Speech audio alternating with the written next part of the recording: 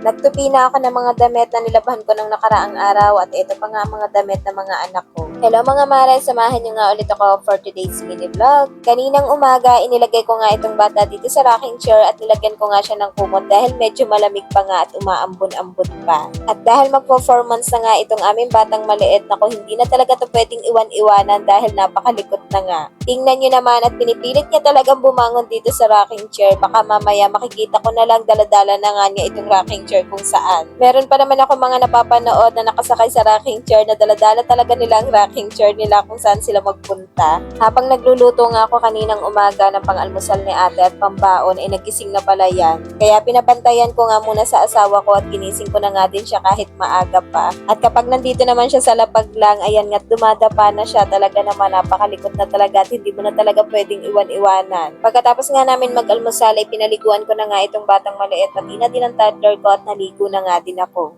Nag-aalmusal na nga ako ng kanin dahil hindi na talaga kaya, lalo na't palakas na nga ng palakas sa pagdede itong batang maliit. Inilagay ko nga muna siya dito sa rocking chair para nga matupi ko na nga itong mga nilabhan ko ng nakaraang araw. At nung nakaraang araw ko pa nga din to nalikom at ngayon ko pa nga lang din matutupi. Sunod-sunod nga ang paglalaba ko at hanggang ngayon nga hindi pa nga din nauubos sa mga labahin ko. 2 weeks pa namang napatambak ang mga labahin. Akala ko kasi may paglalaba pa ako ng kapatid ko pero dahil busy na nga siya sa mga assignment at project sa school ay hindi na nga niya ako maipaglalaba kaya ako na nga lang nga naglaba.